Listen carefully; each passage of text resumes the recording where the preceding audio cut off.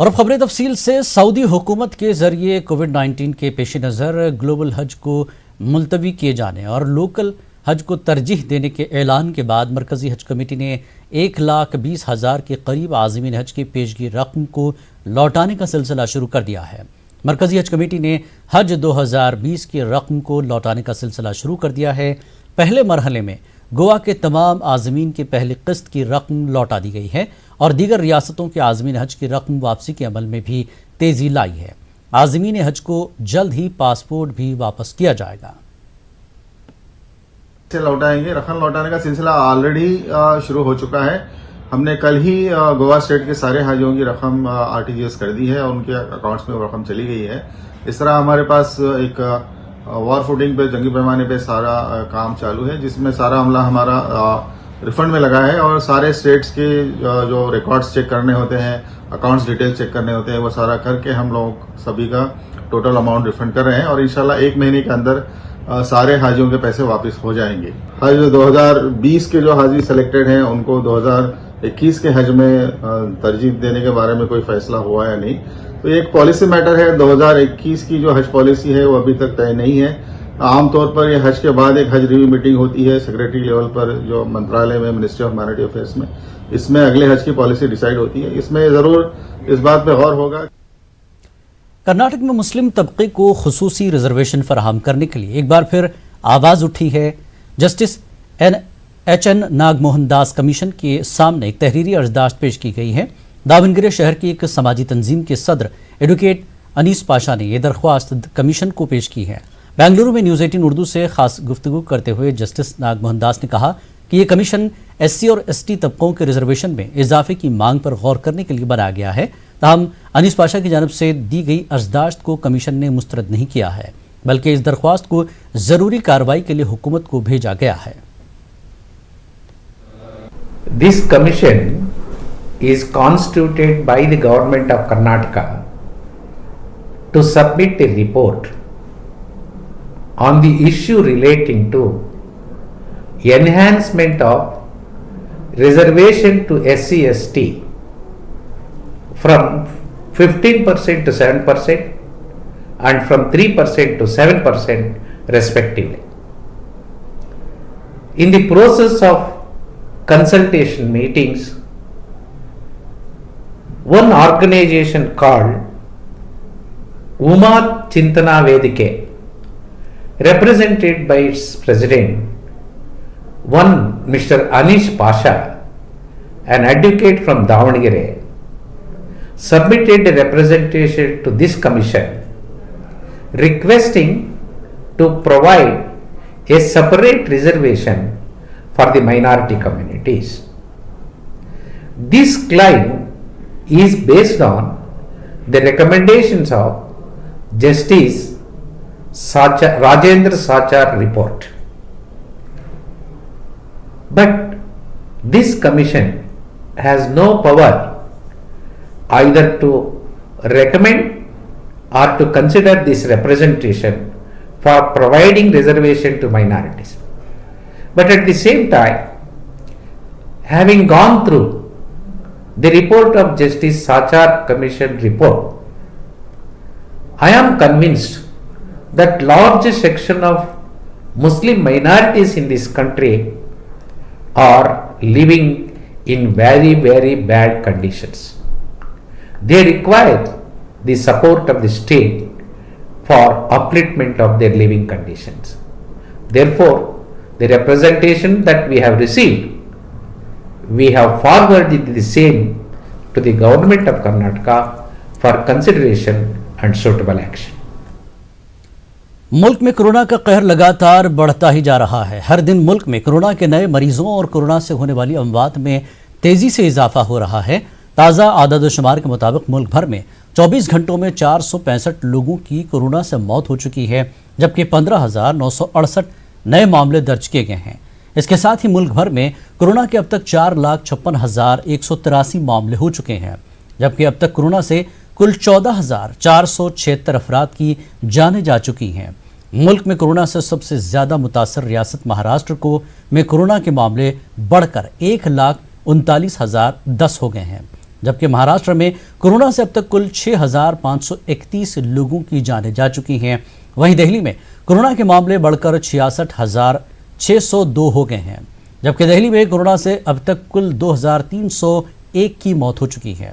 वाज़ेह है कि 24 घंटों में दिल्ली में महाराष्ट्र से भी ज्यादा कोरोना केसेस सामने आए हैं।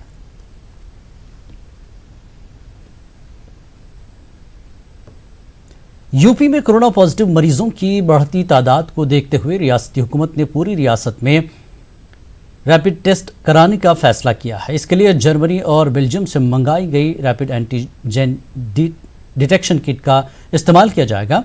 रैपिड टेस्ट के जरिए सिर्फ 1 घंटे में कोरोना के मुश्तबा मरीज की रिपोर्ट आ जाएगी। फिलहाल रियासती हुकूमत ने इलाहाबाद के लिए 5,000 रैपिड टेस्ट किट फराहम कराई है। इलाहाबाद के चीफ मेडिकल अफसर डॉक्टर GC वाजपेयी का कहना है कि रैपिड टेस्ट से 1 घंटे के अंदर रिपोर्ट आने से कोरोना के मुश्तबा मरीजों की शिनाख्त में तेजी आ जाएगी। हम लोग को एक रैपिड एंटीजन टेस्ट किट दी गई है, जिसकी शुरुआत हम लोग कल से करेंगे। आज ट्रेनिंग दे रहे हैं, किट हमारे पास आ चुकी है। इसमें रिजल्ट करीब 1 घंटे में आ जाएगा। इस टेस्ट में खासियत है कि 1 घंटे में रिजल्ट आएगा। पहली बात, अगर पॉजिटिव है तो पॉजिटिव है, लेकिन नेगेटिव है तो फिर उसको हमें RT-PCR से कंफर्म करना होगा। अच्छी बात है जो मुझे लग रही है कि अगर हम किसी कम्युनिटी में, किसी समुदाय में, किसी वर्ग में, व्यक्ति में टेस्ट कर रहे हैं तो पॉजिटिव मरीज तो नहीं घूमने पाएगा। तो पॉजिटिव को डिटेक्शन जो हमारा मूल मंत्र है कि टेस्ट, इलाज और सलाह, तो टेस्ट हम तुरंत करके अगर पॉजिटिव ढूंढ लेते हैं तो ये बड़ी बात होगी।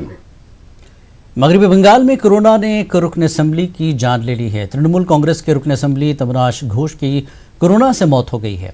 तमनाश घोष गुज़श्ता माह कोरोना से मुतासिर हुए थे। उनकी अहलिया 2 बेटियां भी कोरोना से मुतासिर हुई थीं, जिन्हें अस्पताल में दाखिल कराया गया था।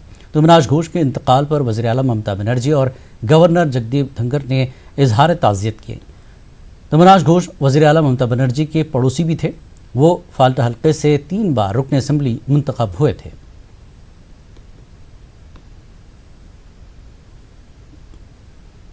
बंगाल में कोरोना के बढ़ते मामलात पर सियासी जमातों को साथ लेने और मिलकर कोरोना बहरान के मुकाबले करने के लिए हुकूमत ने फैसला किया है। इस सिलसिले में आज ऑल पार्टी मीटिंग बुलाई गई है। ऑल पार्टी मीटिंग को अहम करार देते हुए रियासती वजीर जावेद अहमद खान ने कहा कि कोरोना पर सरकार को तनकीद का निशाना बनाया गया, हुकूमत को बदनाम करने की कोशिश की गई, जबकि दीगर रियासतों के मुकाबले बंगाल में कोरोना से मुतासर मरीजों की तादाद कम है। सबको इत्मीनान में लिया था, लेकिन चीज़ है कि हर लोग अपने अपने सोच बयान करते हैं, लेकिन मेडिकल टर्म्स में जो होता है उसको ज़रा से नज़रअंदाज करने से नहीं होगा, उसको रख के ही कुछ करना होगा। और अभी जो है ना, झगड़ा करने का टाइम नहीं है, अभी तो फरका करने का टाइम नहीं है, आपस में क्या नाम है भूल समझने का टाइम नहीं है। अभी एक साथ मिलकर हम लोगों को ये लड़ाई लड़ना है। आज तमनेश घोष का देहांत हुआ है, कल कोई और मर जाएगा, तो इससे अच्छा है कि हम लोग एक साथ होकर लड़ें, तो शायद हम लोग ये जो मौत की मिसल जो चल रही है इसको रोक सकें। आज ममता बनर्जी चाह रही हैं सबका सुनकर, कॉन्फिडेंस में लेकर, सबको बताकर क्या हम लोग कर रहे हैं, कैसे कर रहे हैं, कोई सजेशन अच्छा होगा तो ज़रूर उसको अपनाएंगे। अस्पतालों में सहूलियात की कमी न जाने कितनी जानें ज़ाया होने का सबब बनती हैं। अस्पतालों में ऑक्सीजन की कमी भी एक बड़ा मसला है। मुंबई के मलाड मालवानी में रहने वाले अब्बास के साथ भी कुछ ऐसा ही हादसा पेश आया। कुछ दिनों पहले अब्बास रिजवी की भाभी की तबीयत खराब हुई, उन्हें अस्पताल ले जाया गया, लेकिन वहां बेड खाली नहीं मिला और आखिरकार ऑक्सीजन की कमी की वजह से उनकी जान चली गई। इसके बाद से ही अब्बास और उनके दोस्त शाहनवाज शेख ने ज़रूरतमंदों को मुफ्त ऑक्सीजन फराहम करने का अहद कर लिया। यहाँ तक कि शाहनवाज ने ऑक्सीजन खरीदने के लिए अपनी कार भी बेच डाली। शाहनवाज शेख और अब्बास रिजवी इन दिनों मुंबई के ज़रूरतमंदों और गरीबों के लिए किसी मसीहा से कम नहीं। अब तक इन लोगों ने तकरीबन 300 लोगों को वक्त पर ऑक्सीजन मुहैया कराकर उन्हें सेहतयाब होने में मदद की है। डॉक्टर के हम लोग रिकमेंडेशन ले रहे हैं कि डॉक्टर लिख के दे, हमारे पास आके आप सिलेंडर लेके जाइए। और दूसरी चीज़ हम लोग चार्जेस कुछ भी नहीं ले रहे हैं, 24 और 48 आवर्स के लिए हम लोग प्रोवाइड कर रहे हैं। जिनको अगर सैचुरेशन लेवल कम डाउन होता है तो आइए और ऑक्सीजन लेके जाइए, अपना सैचुरेशन लेवल मेंटेन रखिए घर पे। ऑल ओवर मुंबई में काम कर रहे हैं हम लोग, जहाँ से भी हमको कॉल्स आ रहे हैं, बांद्रा हो, सांता क्रूज हो, मुंबई में कहीं किसी भी कोने से हम लोग उनको प्रोवाइड कर रहे हैं। शुरुआत में भाई ने और हमने मिलके मतलब कोशिश की कि भाई जितना हो सके 20 सिलेंडर्स का इंतज़ाम हुआ। फिर उसके बाद में हमको डिमांड्स बढ़ने लगी बहुत सारी। आखिर में फिर शाहनवाज भाई ने अपनी गाड़ी भेज दी और मतलब 30 जंबो सिलेंडर्स का और इंतज़ाम किया। हमारी बस यही कोशिश है कि अगर थोड़ा सा इस तरह से मतलब लोगों तक ये मदद पहुँच जाए तो शायद से मतलब कई लोगों की जान बच जाएगी और लोग हराज होने से बच जाएंगे। अब तक के तकरीबन 300 लोगों से ज़्यादा तक के ये सिलेंडर्स के सर्विस हम लोग पहुँचा चुके हैं। भाई हॉस्पिटल लेके गया था, मैं 5 से 6 हॉस्पिटल में लेके गया, चेकअप कराया, तो ऑक्सीजन अवेलेबल नहीं है वहाँ पे। तो यहाँ पे मेरे को मालूम पड़ा जैसे यूनिटी डिग्निटी फाउंडेशन है, तो वहाँ से मेरे को हेल्प मिली है फ्री ऑफ कॉस्ट में। तो माशाल्लाह काम भी अच्छा कर रही है लोग, समझे। कितने दिन के लिए ऑक्सीजन मिला है? अभी अपने को मतलब 24 आवर्स के लिए मिला है और ज़रूरत पड़ी तो आगे भी मिलेगा। क्या हुआ है? कोरोना वबा के कहर ने जहां जिंदगी के दूसरे शोबों को मुतासर किया है, वहीं फ़नून लतीफ़ा बिलखुसूस मुशायरे की दुनिया पर भी मनफी असरात मुरतब किए हैं। मुशायरे न होने के सबब शोरा व शायरात की बड़ी तादाद बदहाली व तंगदस्ती का शिकार है और अब ये परेशान लोग उर्दू अकेडमियों और दीगर अदबी इदारों की तरफ हसरत से देख रहे हैं। पेशे की रिपोर्ट।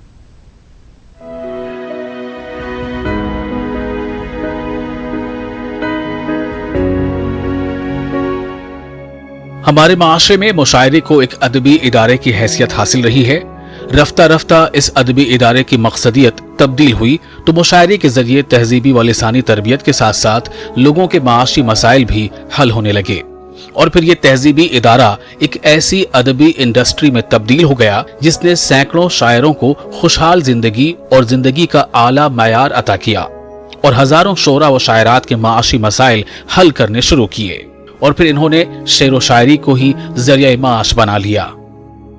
वो शोरा व शायरात जिनके घरों के चूल्हे मुशायरों में पढ़े जाने वाली गजलों से रोशन होते थे, फिलहाल तंगदस्ती व बदहाली की गिरफ्त में हैं। जो छोटे छोटे मुशायरे या छोटे पेमेंट के जरिए अपना घर बार चलाते थे, अपने बाल बच्चों की परवरिश करते थे, इस वक्त उनके हालात बहुत ही नागुफ्ताबे हैं। इन हालात में हमारी उर्दू अकेडमियाँ क्या कर रही हैं, ये एक बहुत बड़ा सवाल है। अकेडमियों के पास करोड़ों का बजट आता है, आम हालात में वो मुशायरे भी कराती हैं, मुसन्नफ़ीन की इमदाद भी करती हैं, मगर आजकल जब से ये कोरोना जैसी वबा फैली हुई है, उनकी तरफ से कोई पहल नहीं हो रही है। उनकी जिम्मेदारी बनती है कि अगर मुशायरे नहीं हो रहे हैं या दूसरे काम कोई नहीं हो रहे हैं तो वो इस मामले में पहल करें, आगे आएँ और कम से कम उन शोरा का जिनके पास ना तो कोई सरकारी नौकरी है, ना कोई मुशायरों के हवाले से बहुत बड़े पेमेंट वाले शायर हैं, उन लोगों की मदद करें।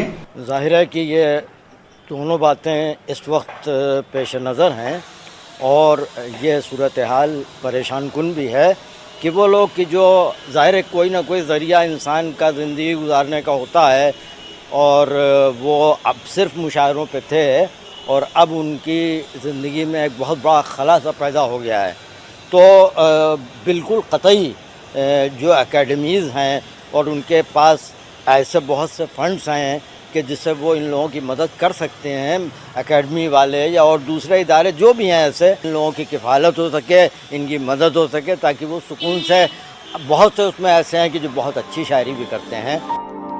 वो लोग चाहते हैं कि उर्दू ज़बान और अहले ज़बान की फलाह के लिए जो अदबी व लिसानी इदारे और अकादमियाँ कायम की गई थी, उन्हें इन हालात में गरीब कलमकारों और शायरों की माली इमदाद के लिए कोई पेशरफ्त करना चाहिए। मारूफ शायर मलिक ज़ादा जावेद कहते हैं कि मज़कूरा उर्दू इदारों के साथ उन बड़े शायरों और कलमकारों को भी अपनी जिम्मेदारी का एहसास करना चाहिए जिन्होंने उर्दू ज़बान और अदब की खिदमत के नाम पर मुशायरे को अदबी मंडी में तब्दील करके अपनी तिजोरियाँ भरी हैं। जैसे जैसे हुकूमत ने कही, हम लोगों ने, सब लोगों ने लॉकडाउन का पूरा अदब और एहतराम किया और घरों में मुक़य्यद होकर रह गए। ज़ाहिर है कई पूरे हिंदुस्तान में इसके जो फाइनेंशियली एस्पेक्ट थे, जो लोगों का काम धंधा था, जो कुछ भी, उससे तो सब सारे लोग मुतासिर हुए।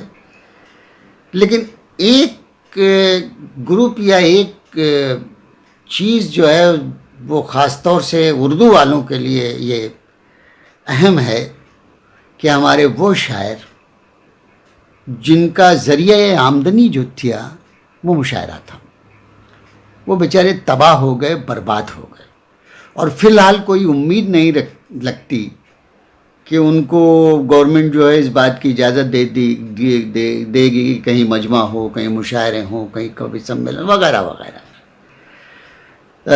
वो हो, और उनका ज़रिया आमदनी जो है सिर्फ मुशायरे हैं, तो उनके सिलसिले में हम लोगों को कुछ फ़र्ज होना चाहिए हज़रत।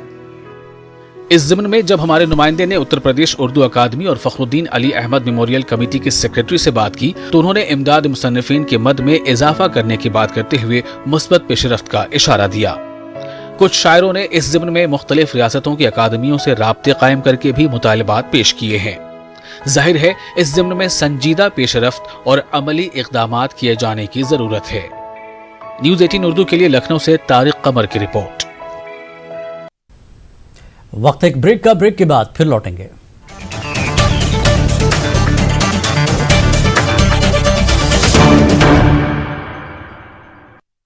ये विशाल है ना, इसका सब प्रॉपर चलता है। कल इसके बैंक खाते 26 states, 1200 plus reporters, 66.9 crore viewers. India's largest news network, News 18 Network.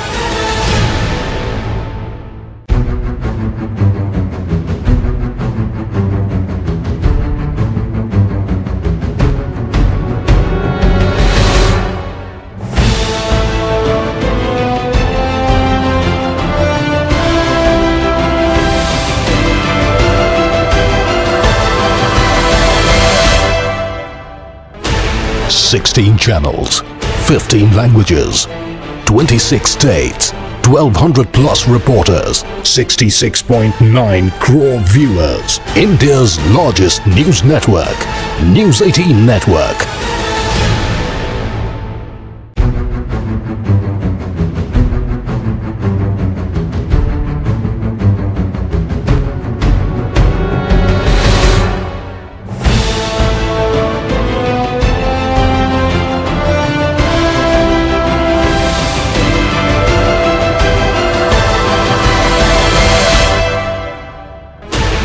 Sixteen channels, 15 languages, 26 states.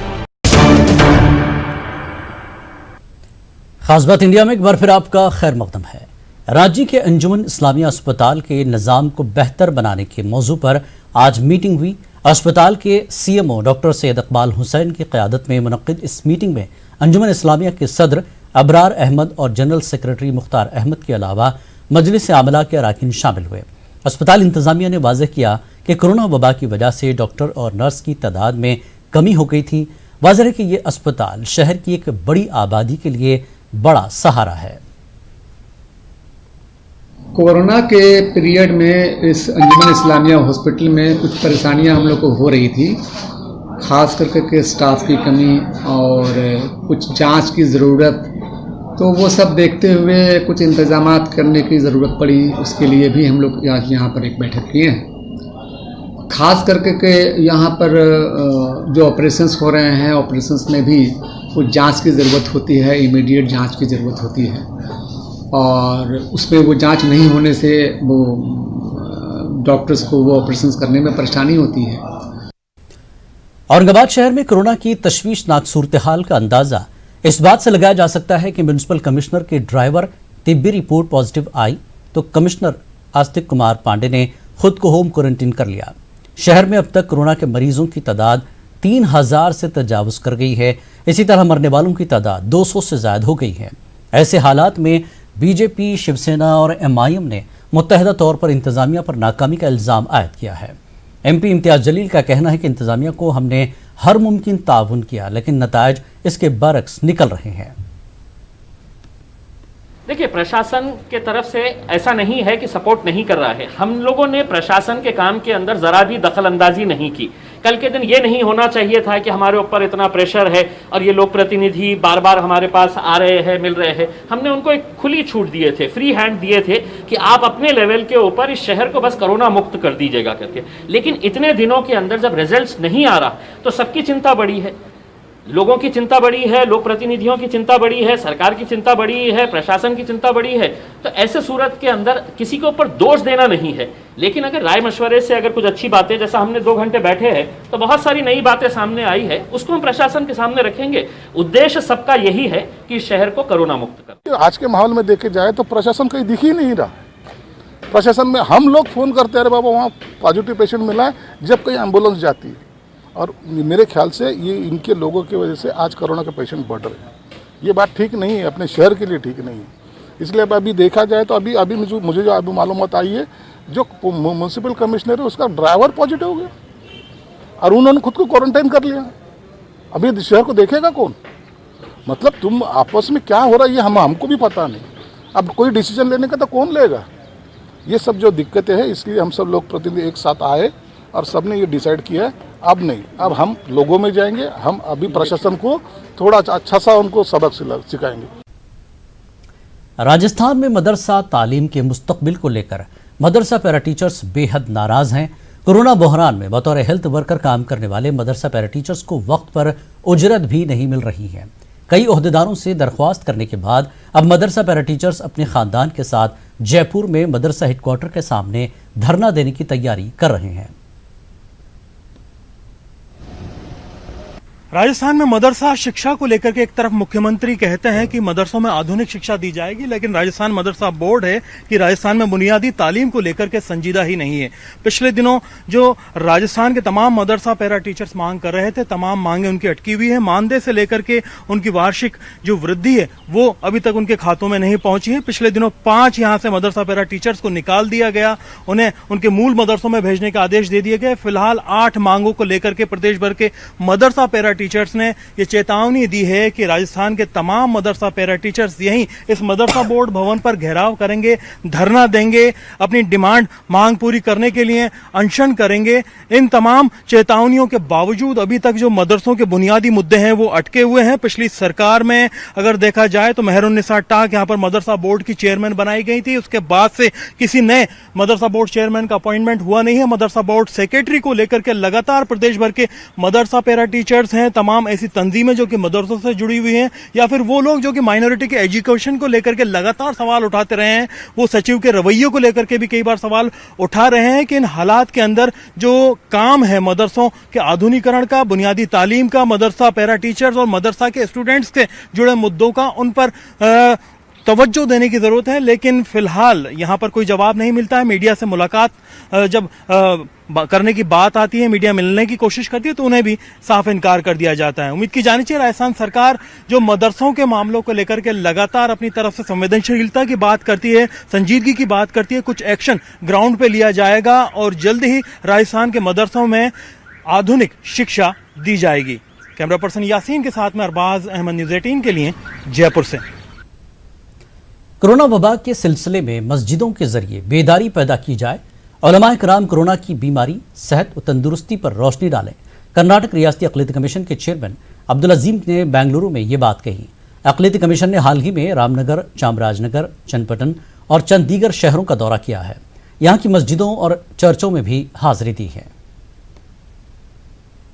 Discuss किया जा रहा है कितने लोग बीमार हैं, कितने लोग हॉस्पिटलाइज्ड हैं, कितने बीमारी से छुटकारा मिला है, तंदुरुस्त हुए हैं, डिस्चार्ज हुए हैं। इसी तरह मैंने कहा कि हमारे मस्जिदों में जो भी बयान जुमा के दिन हो, दूसरे वक्त पर हो, कौम के लिए दिया जाता है, 75% तुम इस बीमारी के बारे में बेदारी पैदा करो। किन किन बातों को हम दिमाग में रखना है और जिसका पालन करना है, यही बयान दो, क्योंकि यहाँ पे इंसान की जिंदगी को बचाना है। और मैंने ये भी कहा कि मक्का और मदीना जो है ये हमारे इमाम हैं, हम उनको देखकर जो है वो जो कदम उठाए हैं वही कदम हमको भी उठाना होगा। तो इसी तरह मैं क्रिश्चियन कम्युनिटी से भी बात किया हूँ। क्रिश्चियन कम्युनिटी में मैंने बहुत सारे चर्चेस का भी विजिट किया, मगर अब तक वहाँ पे प्रेयर उनकी स्टार्ट नहीं हुई। 30 तारीख के बाद में स्टार्ट करने का इरादा है। महाराष्ट्र पब्लिक सर्विस कमीशन हो या फिर यूनियन पब्लिक सर्विस कमीशन, इस तरह के मुकाबलेजाती इम्तिहानात में मुस्लिम तलबा की कामयाबी का तनासब दीगर अक़वाम के मुकाबले बहुत कम पाया जाता है। हाल ही में महाराष्ट्र पब्लिक सर्विस कमीशन के इम्तिहानात के नताइज का ऐलान हुआ है। इस इम्तिहान में कामयाबी हासिल करने वाले तलबा में मुस्लिम तलबा का तनासुब 1% से भी कम है। मुस्लिम तलबा के तनासुब की कमी के क्या कुछ असबाब हैं, इस बारे में जायजा लेने पर मुख्तलिफ वजूहात सामने आ रही है। दानिश्वरों का मानना है कि मुस्लिम तलबा में बेदारी की कमी, वसाइल की अदम फराहमी और रिजर्वेशन की सहूलत से महरूमी के सबब मुस्लिम तलबा का फीसद कम होता है। उनको मुख्य प्रवाह में लाने का क्या तरीका है? अगर इतने इसमें मेन में पास होने वालों की तादाद बड़ी है और जब मेन के बाद वाइवा होता है, ऐसी कौन सी पॉलिसी से वो तय करते हैं और वो बच्चे क्यों पीछे हैं? आज हमारे मराठा समाज को आरक्षण मिलने के कारण भी और दूसरे उस समाज के लिए बनी हुई पॉलिसियों की वजह से 121 मराठा स्टूडेंट जो है, तालिब इल्म जो है वो सिलेक्ट हुए हैं, इनका फीसद 30% हो रहा है। कॉम्पिटिटिव एग्ज़ाम है एमपीएससी का, उसके अंदर उर्दू की फैसिलिटीज़ नहीं होने की वजह से हमारे बच्चे उसके अंदर नाकाम हो रहे हैं। हमने देखा कि महाराष्ट्र के अंदर हुकूमत की तरफ से उर्दू घर कायम किए गए। हमने उस वक्त भी डिमांड किया था, मुतालबा किया था कि इसको रोज़गार से जोड़ा जाए, यानी जो भी एग्ज़ाम होते हैं रोज़गार के, वो एग्ज़ाम उर्दू में लिए जाएँ। अभी अगर ये एग्ज़ाम उर्दू में लिए जाते हैं एमपीएससी के, तो आप देखेंगे बड़ी तादाद में मुसलमान बच्चे इसके अंदर कामयाब होंगे। इस वक्त हम पुरजोर मुतालबा कर रहे हैं हुकूमत से, जहाँ अपियर होने वाले तलबा की तादाद ही बहुत कम हो और जो अपियर होते हों वो गैर संजीदगी से अपियर होते हों, तो परफॉर्मेंस तो 1 और 2% में ही रहने वाला है। अगर ग्रेजुएशन करते हुए ही इंटीग्रेटेड साइमल्टेनियसली वो कॉम्पिटिटिव एग्ज़ाम्स की तैयारी करें, जैसा कि पूना में माहौल है और बड़े शहरों में आज ये माहौल बन चुका है, तो इस तरह का माहौल अगर हम अपने ये बच्चों को दें। खास बात इंडिया में फिलहाल इतना ही। आदाब।